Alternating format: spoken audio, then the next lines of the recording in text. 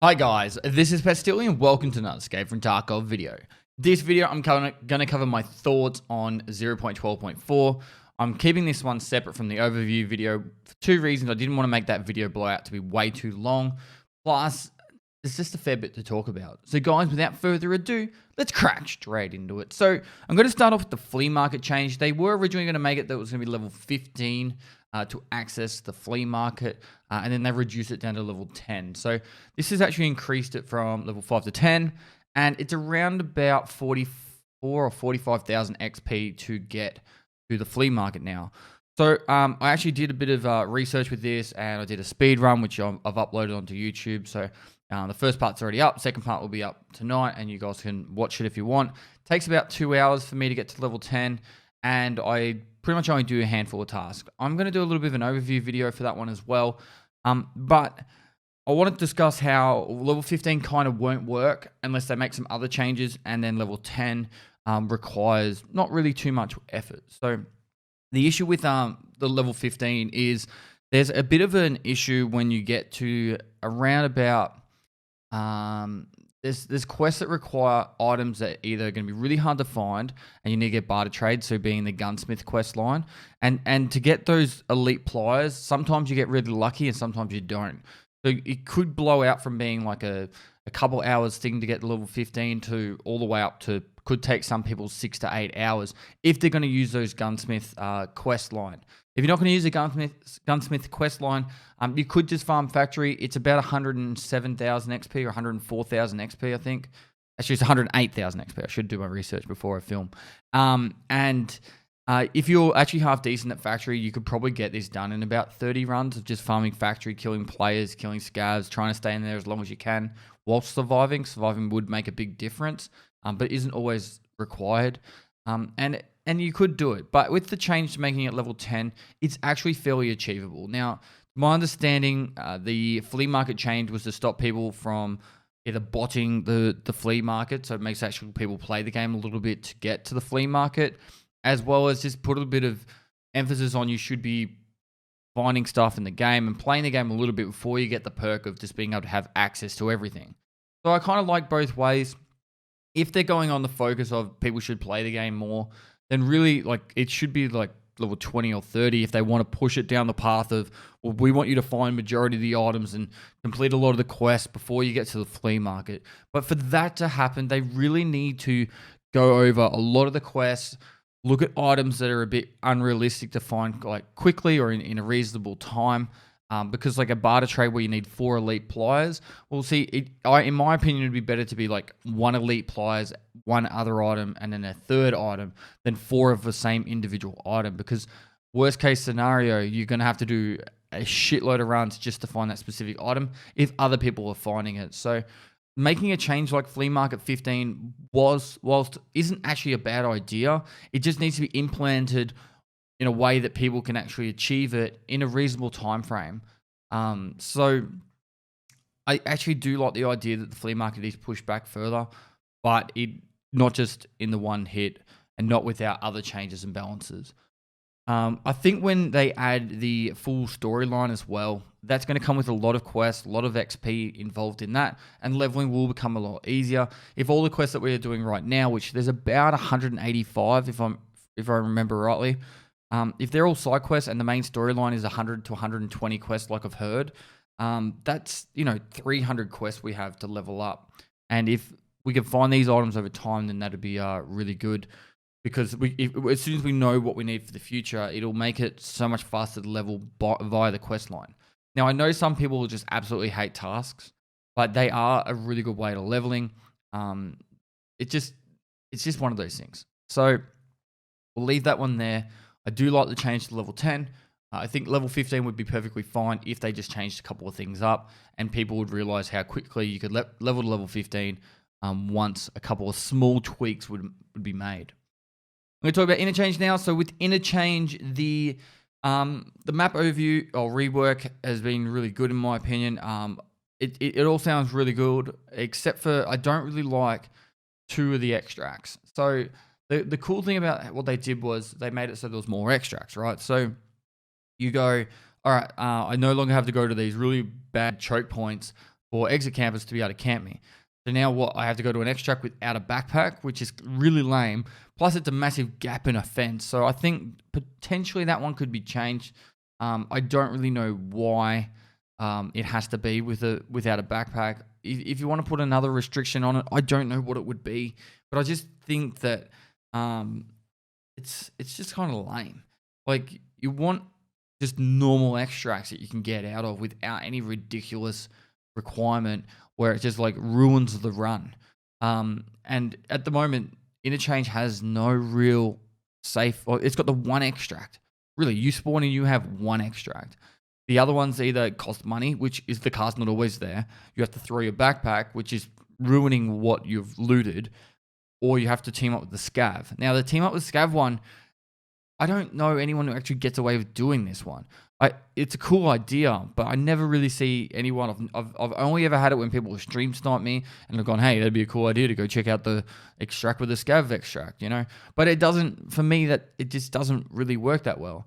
The idea for that extract, in my opinion, is you don't have it that you can only extract as a PMC and a scav. You should make it that you have to extract as two scavs.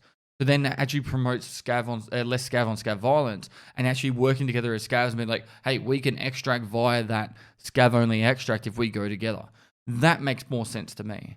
So maybe make it that there's some other requirement instead of that. But personally, I think those two new extracts there are absolute shit, and I kind of want there to be one that's, I don't know, just either just a normal extract or something like that. Now, if you're looking at the safe room extract, I think it'll be a lot better once the amount of key price drops down. Right now, I think it's sitting still around 4 or 5 million rubles, which works out to be, top of my head, way too fucking expensive to extract.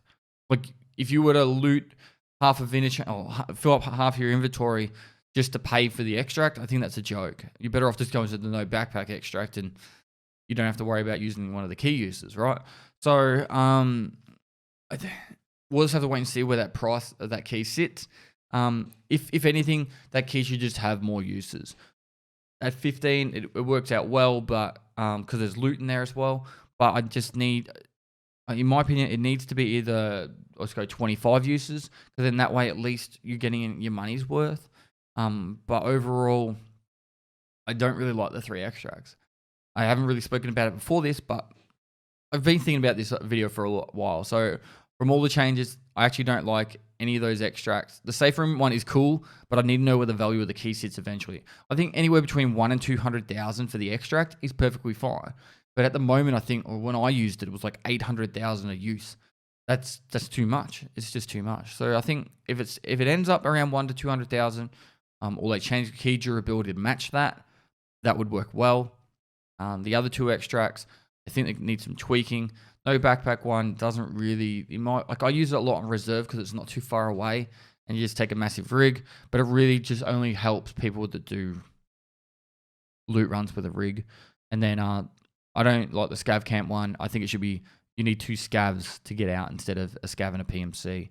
And then you could have a different extract for PMCs. Just a normal extract would be nice.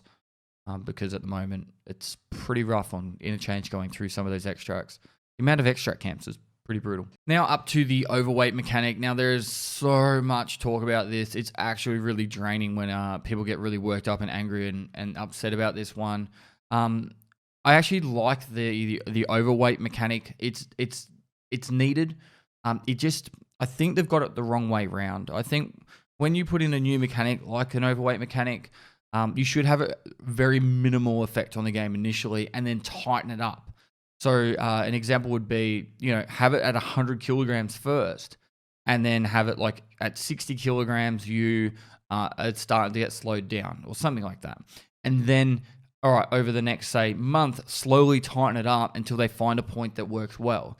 If you put a restriction on an overweight where it's like, hey, you got 60 kilograms and you can barely move, and at 40 you're getting fucked over a little bit, people are just like freaking out, right? So I think it's a bit of a dev issue more than the actual mechanic itself. I think they just have to find the balance point, which at the moment at 55, 75, if I'm not mistaken. which means you can actually get a fair bit of loot out of it. If you can still walk around and run around at 74.9 kilograms, that's a fair bit of loot. The way I see it is, guys, is every game I've ever played, there's a limit on how much items you could take. In Tarkov, there was kind of no limit because you could put bags and containers inside bags and rigs inside bags, inside backpacks, inside containers, and it was just unlimited storage space on you. So it's all about finding that balance. Now, I think you probably could sit around the point where it's like, I can take a rig, but in my backpack, but I can't fill the rig. And I think that's where it's kind of sitting at the moment. You have to really decide. I think the way to really get around this mechanic at the moment is always insure your stuff. Throw your stuff into a bush when you kill someone geared. Take their gear instead. You'll get your stuff back from insurance. And then with all the other gear, you can extract with all the new stuff. So it works out better that way. It's just, like I said, balance. The other thing I would probably say about it at the moment is you shouldn't really be draining stamina by walking at all until you're at the overweight amount. So what I mean by that is you should be slowed down, yes. And so, like, you know, if it's at 75 that it is now, at 68 kilograms or 70 kilograms or 73 kilograms, you just get slowed down more and more. But when you hit that 75 kilogram mark, walking will reduce your stamina. Before that, you should just keep your stamina full, so you can still run at least. The introduction to a hotkey to drop your backpack, I asked Nikita about this one because I thought it was a really cool idea. They want to do it, but they are going to make it so it's an animation, so you can't just instantly just throw your bag out your front, but you can actually press a hotkey and then it'll either, I don't know, sling it off your shoulder or something like that. I think with that would work a lot better, and that would be a way to, like, hang on, there's people up ahead, I want to fight them, I'll chuck my backpack on the ground. So one, I can get all the loot later if I want to, or whatever reason. And you can also have the idea that you can, you know, still aim well and all that. In real life, you would drop your backpack if you were going to get into a big fight. So overweight mechanic was just implemented really poorly, like really poorly. The last thing I'll touch on about that one is the head bobbing. That should not be in the game at all. Head bobbing is in real life, when our heads move up and down, our eyes move with it. But on a computer screen, the head moving up and down, our eyes don't go with the head, right? So our monitors don't move around with our head and all that. So it actually just causes people to feel nausea. And that's a bad thing. Like, you don't want people to feel sick playing your game. I hate motion blur in games. I hate head bobbing in games. I just don't see how it makes the game feel any more immersive. I want to also chuck in here, because I just said the word immersive. Tarkov's not a realistic game. It's not even realistic in the slightest, but it's a very immersive game. And if you remove the word realistic and add the word immersive, for every single time you're talking about Tarkov, it actually makes a lot more sense. I know it says in the Escape from Tarkov website, Escape from Tarkov is a hardcore, realistic military simulator with MMORPG something. Guys, just seriously, it's not that realistic. It's a game, it's immersive, it's fun most of the time, but just understand with this, if you use the word immersive, it works a lot better with the whole game, and it really does label the game correctly. So, fuck off the head bobbing. It just makes people sick. The overweight mechanic, if they do other functions like this in the future, I really hope they do it in the way I just suggested it. Start with like a excessively like high number that makes it not much of an effect, and then reduce it down over time just to find that sweet point, instead of being super tight and then just, you know, trying to loosen it up over time. It just pisses people off, and you can see the backlash that Battlestate games have received from it. The fatigue mechanic, I think that's pretty cool. I don't think it really has much of an effect, but it's kind of cool. The new stamina bars, can confidently say this is my favorite part of the patch. There was a big issue where I'd be like aiming around a corner or something like that, and then I'd go to run and I couldn't run because my legs were tired, and it just made no sense. Now, there is one issue with this, and it's the people where it's saying that you shouldn't be able to sprint up and then have perfect like breathing. I agree. Maybe after a sprint they could add in something that's like a 1 second, I don't know, like delay before your breath goes a little bit more consistent. It's going to be a hard balance, but I think this is a better way overall, having the actual stamina as a upper body stamina, a lower body stamina, because it just makes the game feel a lot more, I don't know, smoother. You want to be able to just run when you need to.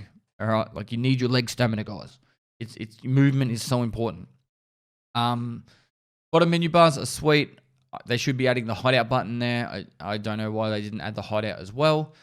New grenades. I really like the idea of the new grenades. 2.5 and a 2-second use timer is really great for clearing rooms and buildings, and for shorter throwing ranges. The clothing and the clothing tasks.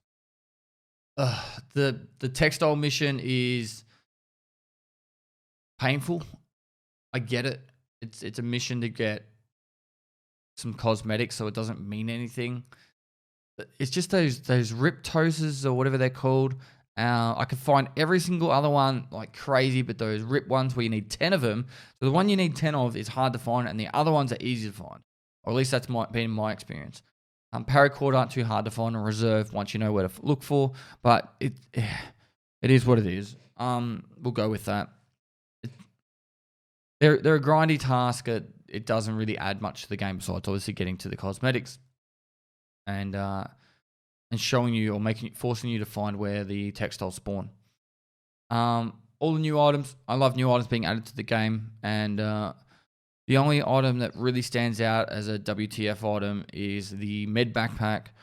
It can only hold meds, so it's pretty much like having a med case on your back, but you're better off in your stash having just a med case, so there's no point having a med backpack in your stash, and there's no point taking him into a raid unless you had one person in your squad that was just to carry all the meds, and that was his or her purpose, but that still doesn't make any sense to me. Yep, I'll leave it there. Don't buy one, guys. It's a waste of time and money. All right, so that pretty much goes over all the changes for the patch. If I was to rate this patch overall, I'd say great idea, poorly executed. I don't know what you call that out of 10. I'd say poor out of 10. So let's go with a 4. A 4 out of 10 on the Pestily, scale of patchness. I did miss out the first few days, so I know you guys were issued with like money going missing and a lot of other issues. So I'm glad I missed all that. I was in Portugal having fun. And yeah, guys, it will get better. Don't stress. They'll massage it all so it works a lot better. And I think everyone will be a lot happier about the patch. If not, some people will move on. That's how it is. That's how Tarkov has always been. Yeah. So this is all my thoughts in one spot, so you guys get them all. And hopefully you like this video.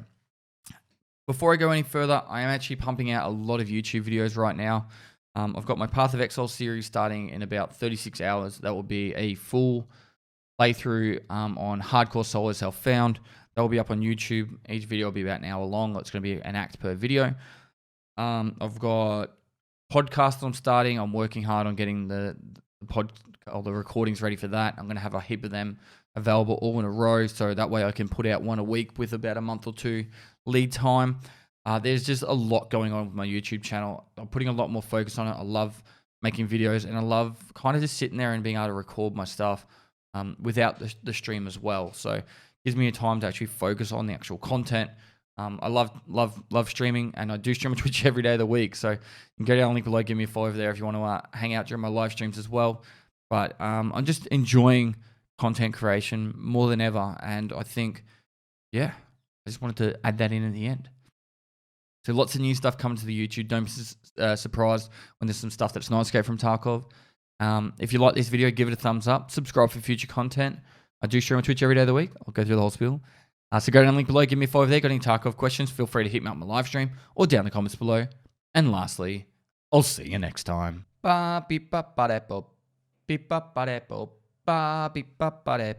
the Scat Man.